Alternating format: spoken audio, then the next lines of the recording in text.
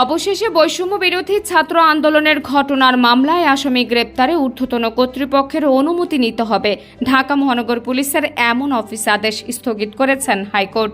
23 April বিচারপতি ফাতেমা নজিব ও বিচারপতি শিকদার মাহমুদুর রাজির হাইকোর্ট বেঞ্চ রুল সহ এই আদেশ দেন।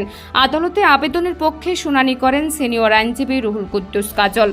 তবে এমন সিদ্ধান্তে অফিস আদেশ কার্যক্রম আগামী 3 মাসের জন্য স্থগিত করেছেন হাইকোর্ট।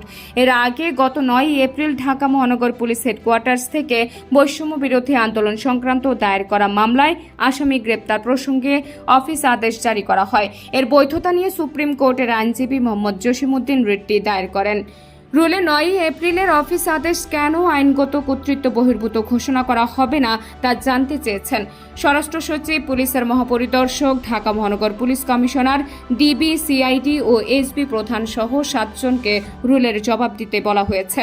উল্লেখ্য, ঢাকা মহানগর পুলিশের হেডকোয়ার্টার্স থেকে কমিশনারের পক্ষে 9 এপ্রিল অফিস আদেশ জারি করেন যুগ্ম পুলিশ কমিশনার। তবে আগামী 3 মাসের জন্য উপযুক্ত প্রমাণ ও ঊর্ধ্বতন কর্তৃপক্ষের অনুমতি ছাড়া বৈষম্য বিরোধী আন্দোলনের ঘটনার মামলার এজাহার নামিয়ে কিংবা তদন্তে প্রাপ্ত কোনো আসামি গ্রেপ্তার না করার জন্য নির্দেশক্রমে অনুরোধ করা হয়েছে।